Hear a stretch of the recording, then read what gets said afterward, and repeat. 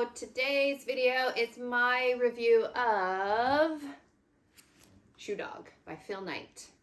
So this is a memoir by the creator of Nike, and I really liked this book, so let me tell you why. But before I start, let me tell you about my apparel, because yes, I am wearing all Nike, and actually these are my husband's things that I just grabbed. My husband really loves Nike. I think it's his favorite brand, which is saying a lot because he's Korean, and Korean people, I feel, care more about brands than people in other countries. And my husband is a huge fan of Nike, so he loves Jordans, he loves Nike apparel, he's a runner, he played basketball. So my husband's a big customer of Nike, which is actually why I bought this book. I bought it for him. So I am a lover of books. My husband is not, but I hoped that this would be a book that he would enjoy reading. So I bought it for him. So he has actually the Korean translation that he's working through right now.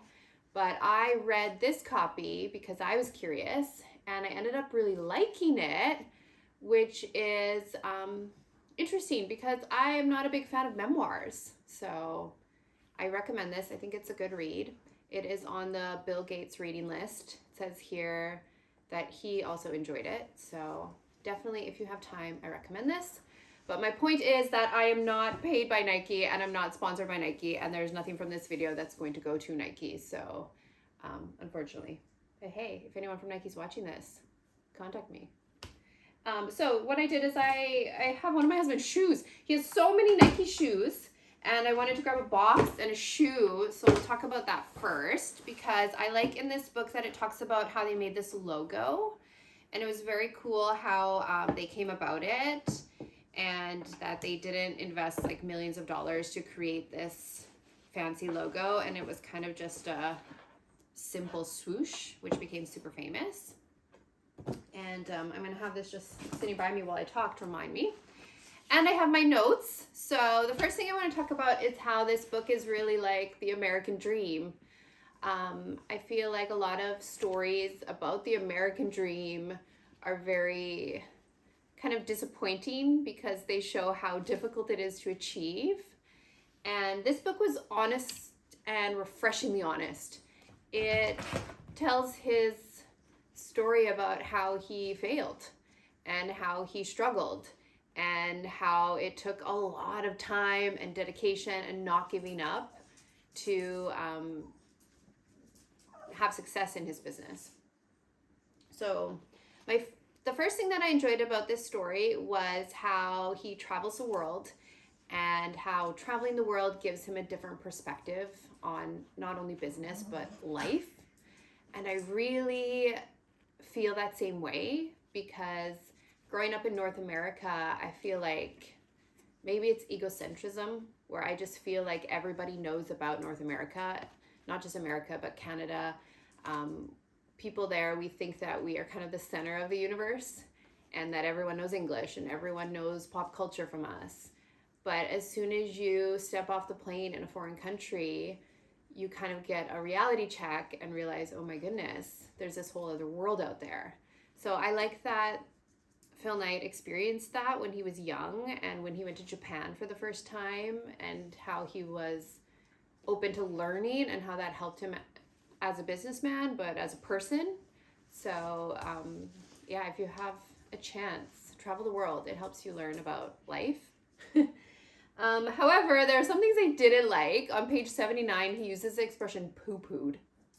But again, that goes with like his honest telling of this story. I can tell that it was told by an American man, and I just didn't particularly like that expression. It's a word that I don't let my students use in class. But to say that that was maybe one of the only things I didn't like about this book shows that I enjoyed this book. I usually have a long list of complaints about books, and this book I didn't have a lot of complaints. It was an easy read. He tells the story well. It's honestly like someone telling their story, and I don't feel like they edited it to just sell books. I feel like it's his honest telling of what happened. A lot of it takes place in the 60s and 70s, so that was interesting for me because I feel like Nike is such a modern company that's popular now, but I forget that its roots are, in the 1960s, 1963. And it was really interesting to find out some cool facts, like how it went public the same week as Apple. So, goodness, if I could go back in time and invest in a company, of course, would choose Nike and Apple. I did learn a new word from this book. My goodness, this is not a great work of literature by any means, but I did learn something new. It wasn't a new word per se, but the spelling of a word.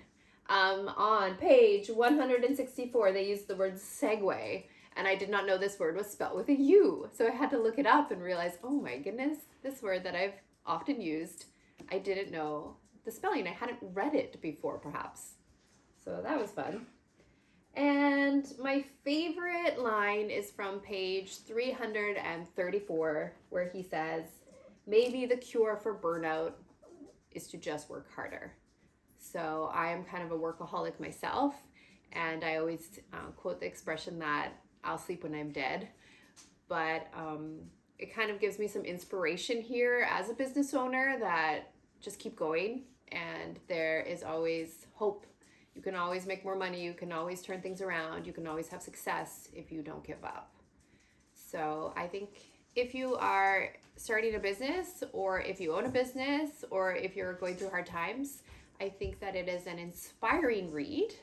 I definitely recommend it. It is interesting, at least, and I enjoyed it. So I think that you should read this. Add it to your reading list, especially if you're trying to read something nonfiction or a memoir that will not be boring. I recommend this book. Thank you for watching.